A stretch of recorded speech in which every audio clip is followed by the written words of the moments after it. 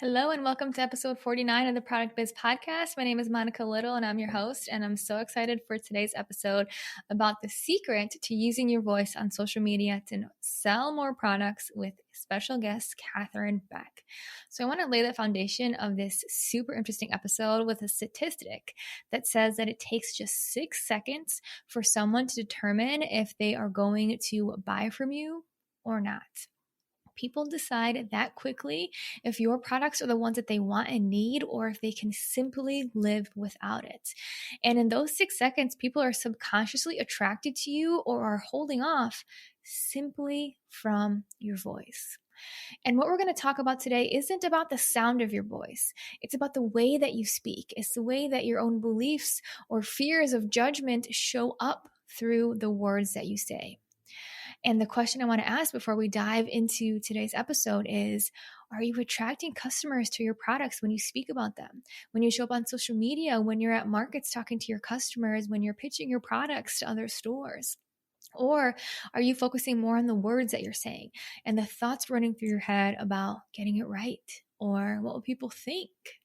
In today's episode, voice and communication coach Katherine Beck shares how to let go of the fear of judgment of showing up on social media and how to attract more sales with your best kept secret and most underutilized tool, your voice. Before we dive in today, let me tell you a little bit more about Katherine. She has over 20 years of experience being the voice of big brands. She's a voiceover artist and voice coach and is the leading authority in how to speak and perform with intention and influence so you can create a greater impact in the world and make more money doing what you love to do. She has over 30 years of performing and public speaking and experience, and she has developed her own unique methodology to voice training that applies to entrepreneurs, actors, broadcast journalists, and podcasters. She is the host of a #1 globally ranked podcast, The Voice of Your Brand, as well as the globally ranked podcast, The All American Actors Podcast. She's the CEO and founder of Launch Your Voice and The All American Voice. This is such an interesting episode about how we show up, how we use our voice, what stories, what limiting beliefs, what fears, what potential judgments are actually showing up through the words that we say, and how we show up with those stories and how to truly overcome them and to use your voice as your new best kept secret. So excited to introduce you to Katherine Beck, and let's dive right in.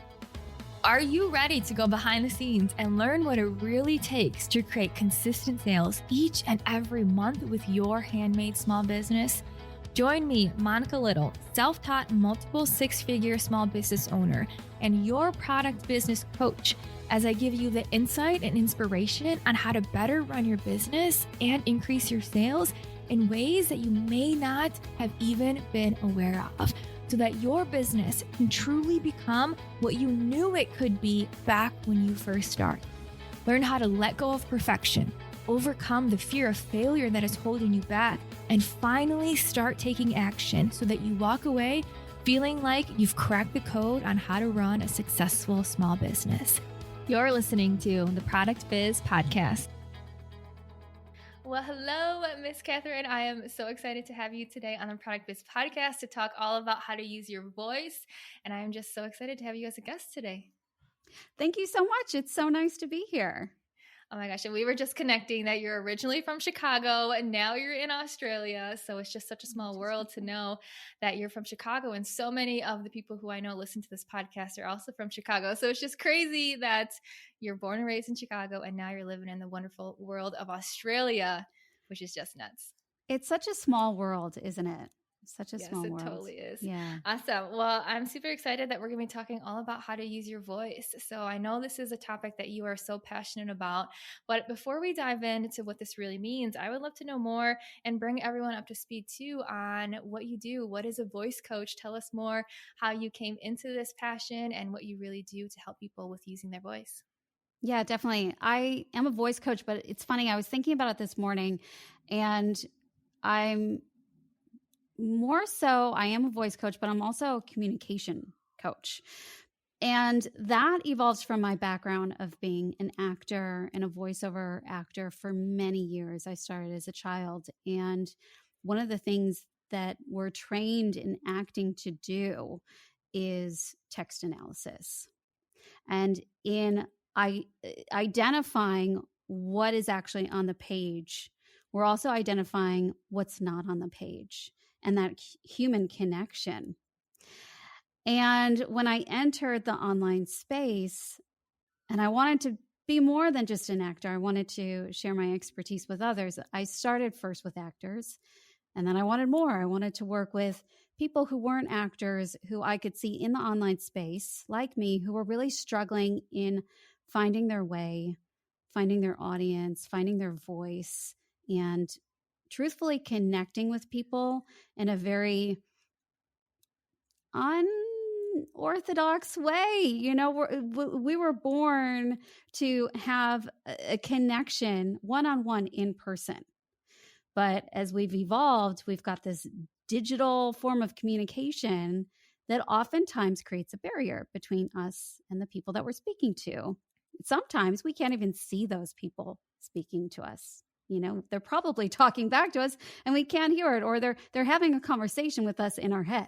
So there's different forms of communication. And I realized that all this work that I've done for myself as an actor, working with other actors on getting ready to do auditions and role preparation, so much of it is about that human connection, that human element.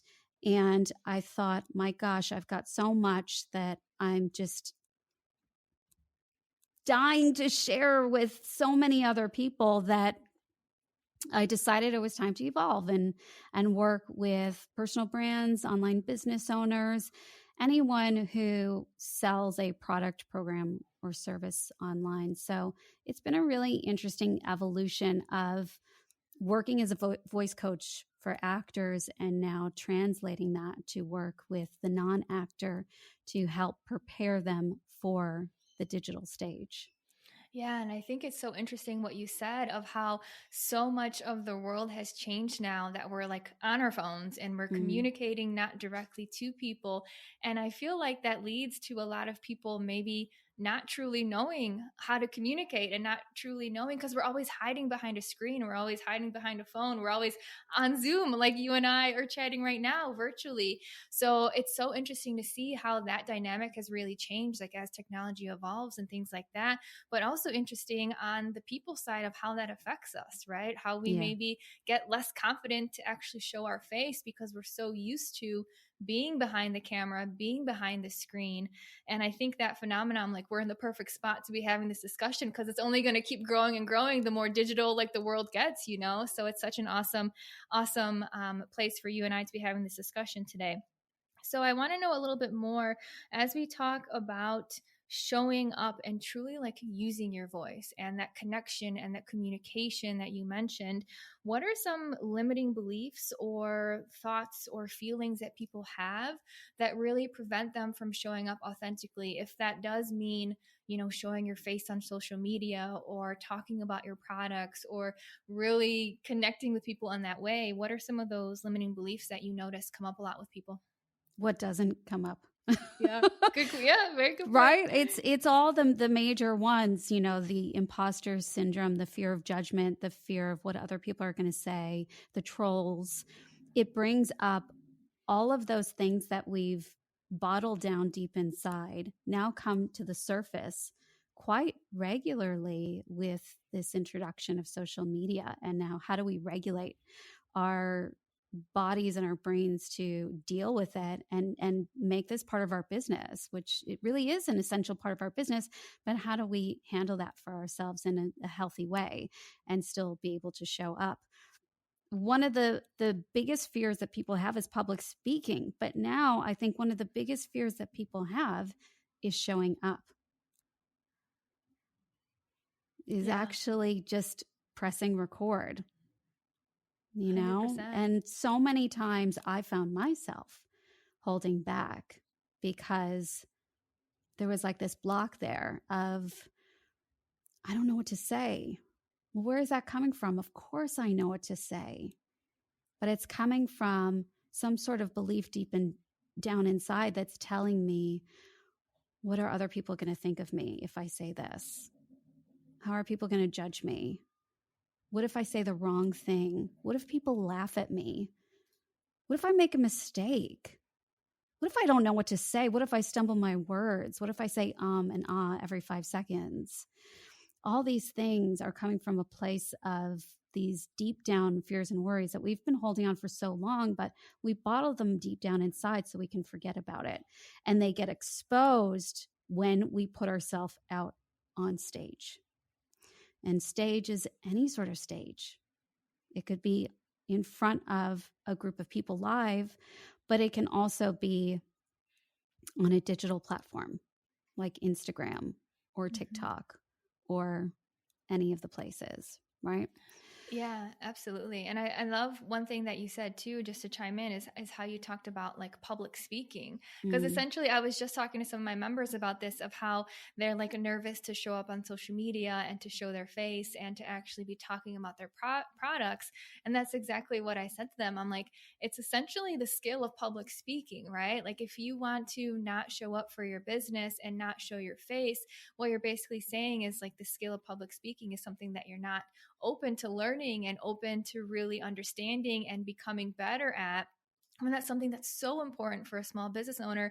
And exactly like you said, today's day and age, that's showing up on social media. That's sharing your story, sharing your face, and talking about your products. And I love how you mentioned there's all these different fears of like, I don't know what to say. And what if I mess up? And what if I make a mistake? And there's a lot that you talk about too of how that actually shows up in your voice, right? So can you talk through maybe some of the examples of someone who's actually maybe in their brain subconsciously thinking some of these things when they do show up on social media? What are some of the maybe things to like look out for, or how does it show up subconsciously in your voice? How do we distinguish how it's showing up in our voice, right? So I was thinking about that today. And what was coming up for me is there's basically 3 layers of dialogue. There's the outer layer of dialogue, which is us speaking to other people, whether or not we can hear them speaking back. There's the outer layer that we're actually vocalizing the words that we want to say, right? So, for example, that could be something like, let's say you're selling a product, and you could say, and I don't know, give me a product. What's a product and a price that maybe Okay. you sell or one of your members sells? Or Let's talk about candles, and let's candles. say they are $30 for a beautiful candle in a ceramic jar. Okay, $30. Let's say the person that makes the candles decides they want to increase the price, and it's a price that they're a little bit hesitant about. What would that price be? Let's say 40. Okay. So they're increasing the price to 40, and they've got a little bit of uncertainty. And so they might say, and the price of the candle is $40. Okay. So that's the external dialogue. Then there's the inner dialogue. That's the dialogue you can hear in your voice, in your head, but we can't actually hear outside. So inside your head, you might be thinking, should I charge $40? I don't know. Maybe I should just keep it to $30. That was working really well for me. So that's going on in your head. You're aware of that. You can hear the chatter inside your head, but the person outside is hearing, and the candle costs $40. Then there's a third layer, a subconscious dialogue that's happening that you're actually not aware of. And this is the limiting belief. This is the old story that you keep telling yourself, which could be something like, "No, I'm never going to be successful," or "Nobody's going to buy from me," or "Nobody wants what I have to sell," or "I'll always be broke," right? So that's the subconscious dialogue that we don't even know is there. We're not aware of it, but it exists, which is fueling the thoughts and the feelings that are coming up in the inner dialogue, which is saying, should I keep it at $30? I don't know. Oh, $40, I'm not sure, right? And that is orchestrating the voice that comes out when you say, and the candle costs $40.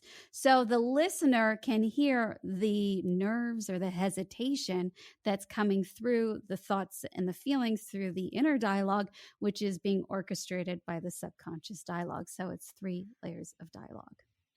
That is so insightful. And everything is like clicking and making sense to me of like, okay, now I know why I do the things that I do and why I say some of the things. So I love how you said, that determines how your voice comes out. Mm. And are there any cues that you see? So for example, for me, I find that I talk really, really fast sometimes, where I just want to like get it over with and just say it, and I'm like, I just want to be done with this, right? But Yeah. I know sometimes other people, and I notice this in myself too, even sometimes with a podcast, I'm like taking really deep breaths, like I'm out of breath. So do some Mm. of these actual cues in terms of the actions or the words or the sounds or the speed, is that also fueled by some of these subconscious beliefs? And what are some other ways that they're shown in the actual like 3D when you're speaking? Yeah, 100%. So pace is definitely one of them. If you're talking fast, you want to get it over and done with. Well, why do you want to get it over and done with? It's coming from someplace. The breath. So let me just check in with you. When you say you're taking these deep breaths, where are the deep breaths coming from? Are they coming in from your lower belly, or are they coming in from the upper chest? Upper chest for sure, like out Right? of breath. Yeah. So those are shallow breaths. So that's going to support the nerves. When we breathe into the belly, what happens is it's allowing us to breathe from a place of calm. It starts to center us, and you can automatically feel a difference when you're actually breathing as you should, as we naturally breathe. But what happens is those thoughts, those feelings, those things that have happened to us over the years, and they could be like minor things that have happened. Like, for example, you may have gotten up in front of your class to do a speech when you were in high school, and someone said something, could have been the teacher, could have been a friend, somebody in the classroom, and it affected you. And you've held on to that without realizing it.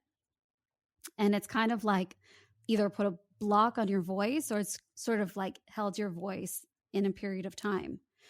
And so in order to not feel the things that you don't want to feel, judgment, people laughing at you, all of those beliefs we were talking about before, we don't breathe where we should breathe, because if we do, that actually allows emotions to come out to the surface. So instead of allowing ourselves to emote and to feel what we want to feel, we bottle it deep down inside to protect us, to keep us safe. So then we go into the shallow breathing. But then we can hear it. We can notice like, oh, I feel like I'm out of breath because we're not breathing properly as we should. So it's all connected.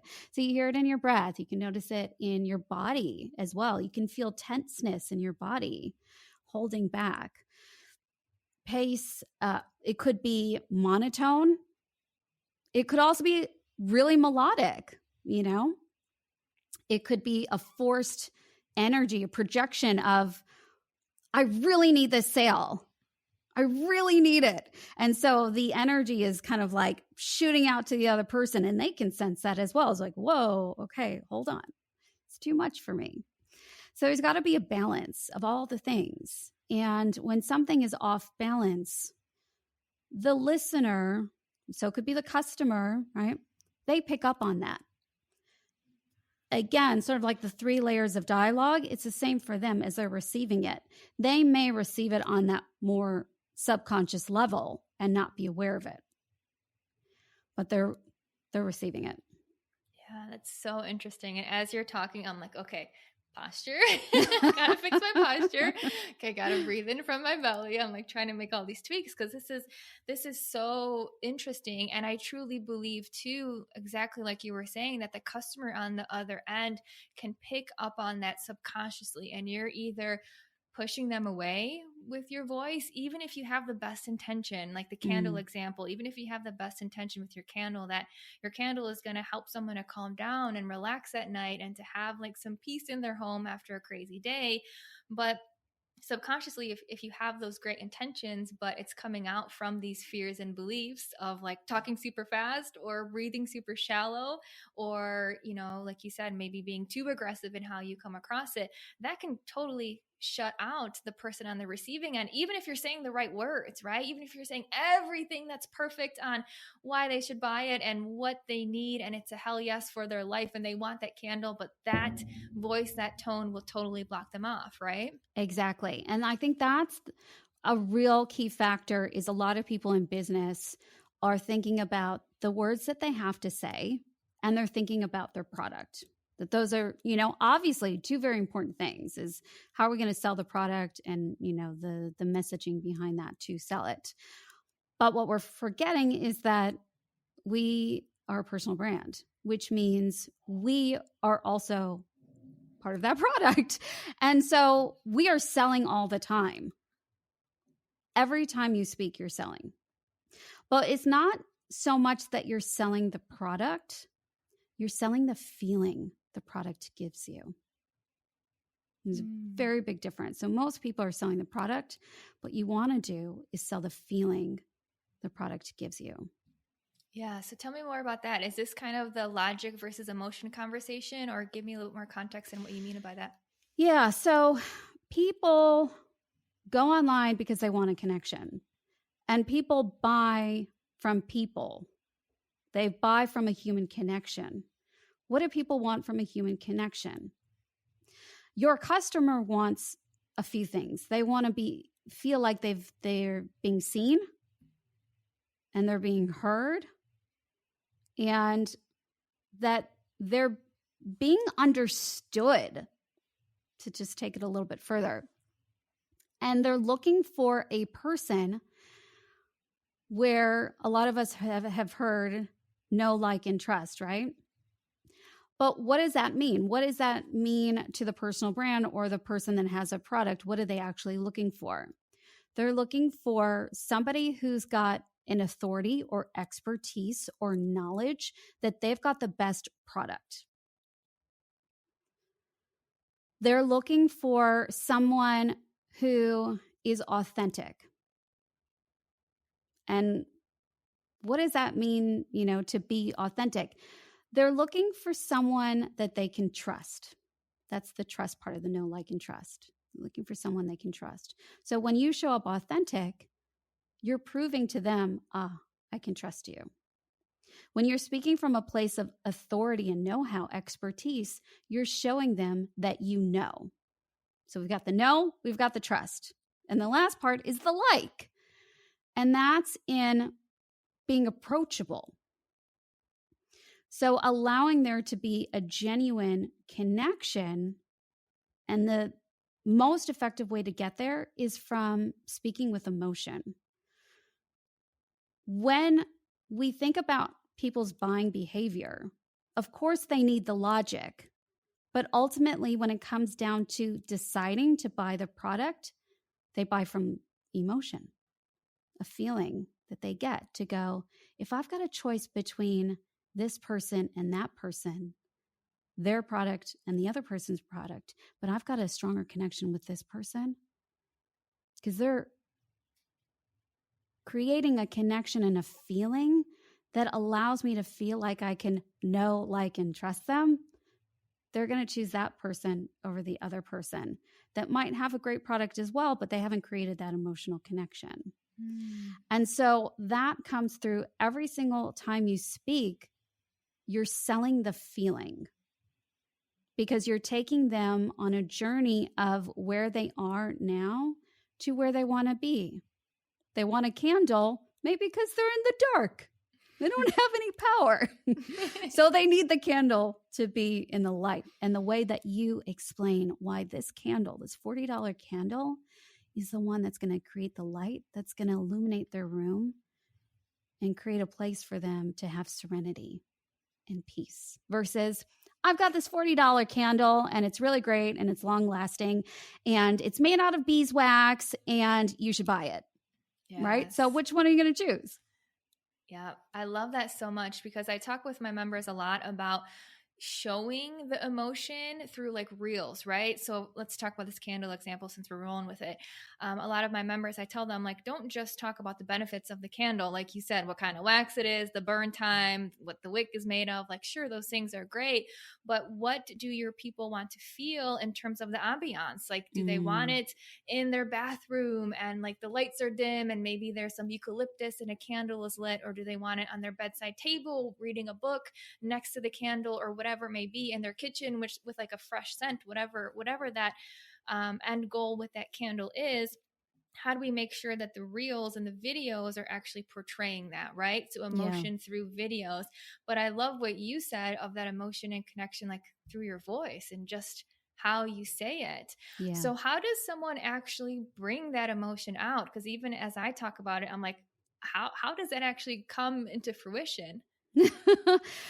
Yeah, it's well, that's what I teach, and it's revolved around a process of working as an actor for many years, as well as a dialect coach, and really understanding how emotions come through the body, both physically, like I said, through the breath, as we talked about before, but then vocally, as those sounds get formed into words.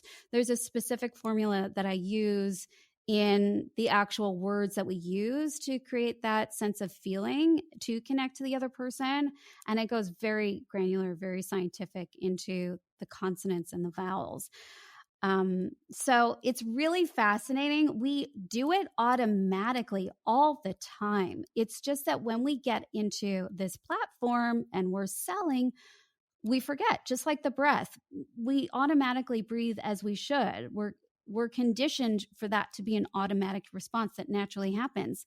But we change the breath and we do the shallow breathing, which doesn't support how we're naturally supposed to breathe.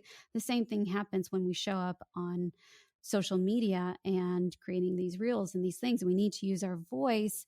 We forget how to do it. We forget how to communicate. We forget how to interact, show up truthfully, authentically, emotionally, because all the other stuff gets in the way. Mm-hmm. So, as part of that process, just identifying what those limiting beliefs are and really understanding, like, all right, I'm talking really fast because I'm nervous about what I'm going to say. I don't know if it's going to be good. I just want this to get over, and really stopping and acknowledging that and then working through those beliefs and saying, like, hey, I have great stuff to say and it's going to Yeah. come out exactly like it should. So, as part of that process, really working through a lot of those stories that we have underneath the surface. Yeah, that's definitely the first step for me when I work with clients. We identify your old voice story. What is that story that is holding your voice back in time and not allowing your voice to represent who you want to be when you show up as a business owner today? So Mm-hmm. we identify what that story is and we replace it with a new voice story. And I give my students what I call a voice declaration, which is a personalized statement that they can say to themselves to feel confident every time they use their voice. For me, it's I have something to say. When I remind myself that I have something to say, it reminds myself that I've got a very powerful message that I am here to share with the world. And if I hold back and I don't use my voice, then that's one less person out there that I wasn't able to serve. Yeah, I love that. Yeah. And from there, then we start building your voice brand. So when we think about, our visual brand and we're thinking about, like, let's say for a product, the colors and the font and the packaging you might use for yourself as a personal brand. Again, if we're using our voice and we're showing up, how are we presenting ourselves? What do we want our voice to represent? As we start to create the voice that matches us as a personal brand, what are those characteristics and qualities that we want to vocalize when we want people to hear that represent us? And so we start going from that place and creating that vocal identity for us, that new version of us when we show up and we speak, that is truthful and authentic to us today, not the person that we once were that is still hiding in the background and afraid to show up. Yeah, I love hearing you explain this because it just shows how like detailed this is, right? How there's Mm, actually a lot of strategy behind your voice. And maybe it's not strategy, maybe it's just uncovering all of the crap that has led us to the voice that we have now. And it's really just uncovering your authentic voice that's underneath all of it and how much conditioning and change and beliefs and scared, feelings we have that led us to the voice that we have now. But what you said earlier was super interesting because I had a similar conversation. I can't even remember who it was with, but it was probably 4 or 5 years ago when I was telling someone about showing up on Instagram, how I was speaking fast. I guess this is mm. something that I still do, but I remember this conversation I wish I remembered who it was with, but they asked me like, why are you speaking so fast? And I'm like, well, I just don't know if people care what I have to say. So I want to Mm. get it over with. And what they said to me, which was just totally mind blowing, was, well, do you care what you have to say? And I was like, dang, like that's deep. Like, do I care what I have to say? Do I think this is good enough? Do I think this is actually compelling and connecting with people? And I had to do a lot of internal work to be like, yeah, I actually do care what I say. And it's not going to be perfect sometimes. And there's going to be bumps in the road. But I, like you said, like I have a voice, I have a reason for this voice. So that was something that was really eye opening for me. But I love hearing you explain how you work with people in your program to help them with their voice, because this is such an amazing tool that truly can be transformational for a business, to make it something that you're connecting with people easily and they're getting on board with what you're saying, and you're really just resonating and being super authentic with them. And that's a word that I kind of want to dive in with you a little bit more about, being authentic. So do you have any tips or exercises to help people sound more confident when showing up on social media, when selling, how to like be more authentic in the moment? Any advice that you would give? Yeah, for sure. I think, the first part is really some of the things that we talked about. It's hard to be authentic unless you dive into what's holding you back from being authentic, right? Because there can be a false authenticity. And that's where things start to get pushed and forced, is because we think that we're, showing up authentically and this is what it means to be authentic, but it's much simpler than that. And until we can identify the things that are holding us back from really showing up truthfully as ourselves, it's always going to be sort of this like undercurrent of stuff that's actually holding us back from being authentic. But I think one of the things you can do straight away is make it about them. Make it about your audience. It really is about serving them. And the more you make it about them, the easier it becomes to show up. The more confident you feel, because you've taken the pressure off of yourself. It's no longer about you, it's about them. And anytime you find yourself making it about you and you notice yourself going back into that inner dialogue and you hear yourself thinking and you're focusing on what to say, turn it back over to them and let them take care of it for you. Because when we have a real honest and real and truthful conversation with another person, that's what's happening. We're giving and receiving. We don't know what the other person's going to say. So we don't know how we're going to respond. And oftentimes we get caught up in a trap of, I've got to make this real. This is what I want to say. These are the touch points. Or I'm going to do a webinar and talk about this, that, and the other. Or I'm going to, I've got to stand in the markets and I'm going to sell my candles. And I got to make sure that I say X, Y, and Z, right? So we start thinking about all the logical things again, and we get out of our heart. We get out of that emotional connection that we want with the other person. So one of the things you can do is start just noticing, being aware, am I getting back in my head, or am I really truthfully connecting to the other person? When you're truthfully connecting to the other person, they will take care of everything. You already know what to say. You've worked it out. Now you just got to let them take care of it for you. Set it free. I love the analogy that you said of like selling at a market, because that brought up such a specific example for me of when I used to sell at markets. And there is such a big difference between the first few markets when I was selling and I was like, I need to make my booth fee back, right? I need to sell X amount of products. Every single person that comes to my stand, to my booth, to my tent, like they need to buy something. And how I would speak to people, looking back, definitely, I'm sure they could pick up on the neediness in my voice, on like the anticipation, on the fear of not breaking even, things like that. And I remember there was a point in the market season where I was like, I don't even care about that anymore. Like, I'm going to go, I'm going to have fun. I'm going to have conversations with customers. I'm going to answer their questions. And it's crazy. Just looking back, this is now just connecting. I knew that the energy was different in terms of my mindset, but now seeing that my voice probably was totally different too. And that's probably why more people were buying, because it was more of that authentic connection. And it's not this neediness or this, am I going to make my booth fee back? And instead, it's, what do my people want to know? Like, what questions do they have? How can I serve them? How can I make sure if it's a yes or a no, they're making the right decision based on the products that I'm selling? So I love to hear you say that. And another thing I want to mention too, that you said, don't make it about you. Because I was just having a conversation with one of my members about Instagram. And I know she listens to the podcast, so she's going to hear this, but she was saying that, she doesn't like to write really long captions because that's just not, what she likes to read. And I was telling her the same thing. I'm like, well, when you have your Instagram, it's about the customer, right? So maybe you don't like to read long captions, but maybe that person who's going to buy, let's say candle again, who's going to buy your candle, who's going to love the candle, who's going to feel this peace and joy and just, some calm and relaxation at the end of the day, maybe they need those more details in their caption to actually make the purchase. And then their night is going to be so much better once they have it, right? So Yeah. I love how you said, take yourself out of it, both from removing the pressure, but also from just putting the customer first on what do they truly need to make that decision to have your product and however it's going to help them. Yeah, and I might add one thing to that with the content creation, because I know a lot of people, and I'm one of them, and I think that's why I do what I do, is I was always a very shy, introverted girl growing up. I was very quiet. And so that I think that's why I became an actor. Many actors do, is because we'd much rather be other characters. And that's our way to express ourselves than actually showing up as our true self. We find that very daunting and scary. So when I became a personal brand, online business owner, and I had to show up on social media, even to this day, I still find it a struggle. I don't find it easy.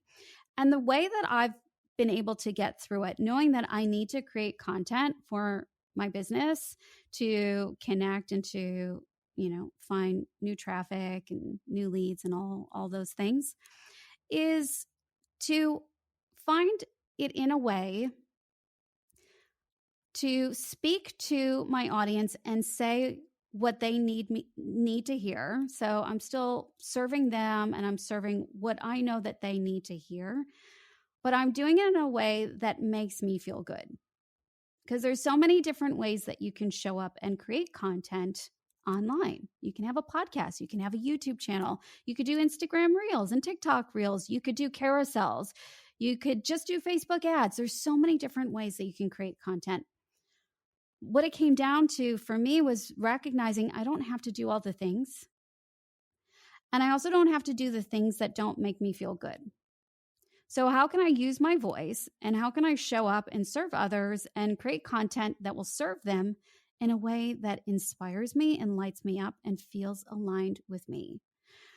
And so for me, I've created things that are I call them voice-spirations, which are little voice memos. And what I do now is I will get on my phone and the thoughts that come in my head, like little downloads, I'll just record.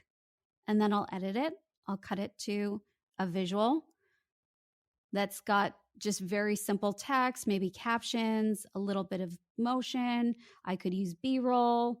It's not me showing up because I don't like to be on camera all the time. I'm a voiceover artist. I like to use my voice, right? And I found that was a really creative way for me to create content in a way that feels good to me, but is having an impact with others. And what I noticed is when I started making that shift, creating content that really worked for me, instead of trying to put myself into a box of what everyone else was saying to create for content, I noticed more shares, more follows, more interest.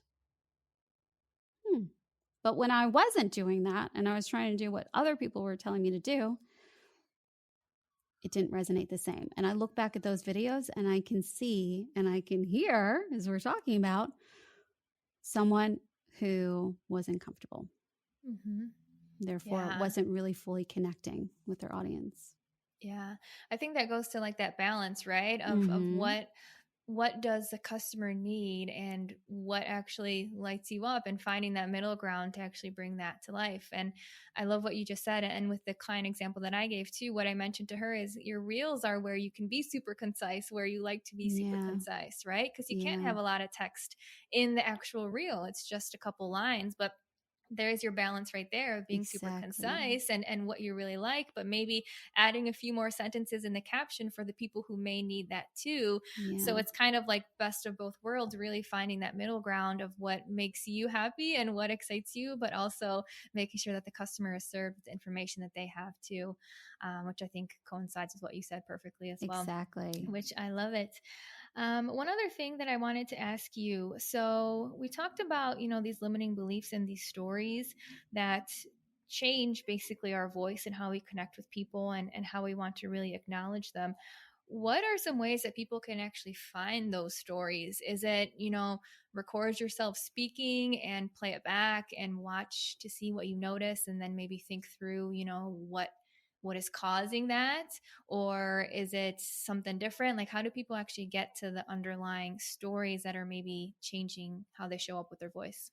It's so interesting. So when I work with someone, whether one-on-one or in my program, that's one of the first things we do is identify your voice story.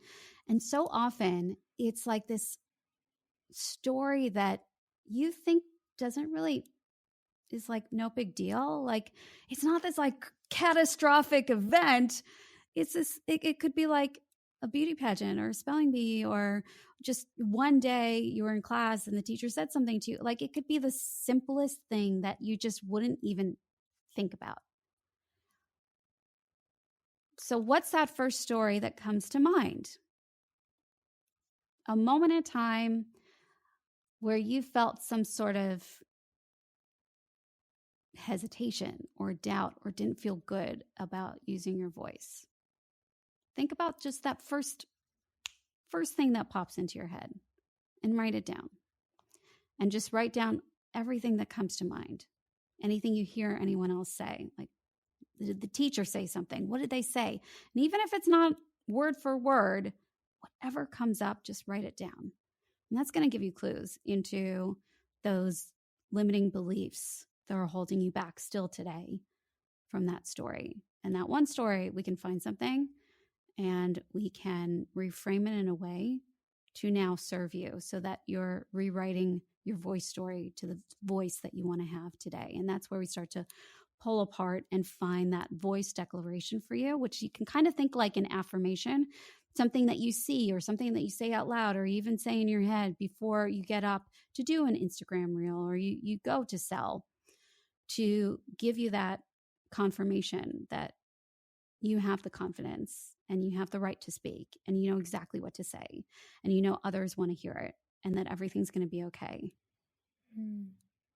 Yeah, that's beautiful. I think there's so much power in that and really uncovering it. And this has just been a very eye-opening conversation for me too, as I'm listening to you speak and taking all the tips that you said. So I know the person listening right now is also going to have some awesome takeaways and just understanding how important and powerful our voice is, but maybe more so just like I was mentioning earlier. So my main takeaways from while you're speaking is just getting back to ourselves and not being afraid of showing up authentically and not being afraid of what we have to say. And especially as we have products too that we sell, not to be afraid of talking about how great they are and what benefits they have for people too. So thank you so much for such an awesome conversation. Before we wrap up and let people know where they can find you and your programs and all that amazing stuff, I just wanted to end with one final question. If there's anything else you wanted to share, any tips about voice, any tips about selling, any other main just pieces of insight that you have, I wanted to open it up in case you have anything else to end with. Oh gosh, we covered so much. Put you on the spot. Well, follow that voice that's connected to your heart. Mm-hmm. That voice will always know what to say and the right way to say it. And let the other person take care of it for you. Whether you can see them in the room, in the Zoom room, on the computer screen, or not. You can't see them. If you're talking to a group on Instagram Live, for example, connect to your heart, and that will connect to your voice and deliver your message in the way it needs to be said. So beautiful. Mic drop right there. Thank you so much, Katherine. I would love for you to share where people can find you. Tell us more about where you are on Instagram, your website, your program, all that fun stuff. Yeah. So my website is my name, KatherineBeck.com. You can find me on Instagram, which is at Katherine_Beck_. Same on TikTok. And I've got a program called Launch Your Voice, which helps you make a voice transformation, which really does transform not just your business, but as you can hear, your life as well. So feel free to reach out. Oh my gosh, amazing. I'll be sure to link all of that in the show notes so people can easily find you and learn more about it. And I just want to say thank you. Thank you so much. This was such a great episode. You have so much knowledge on this topic, and I'm just so honored to have you here sharing your expertise. So thank you so much for being a guest this week on the Product Biz Podcast. Oh, thank you so much.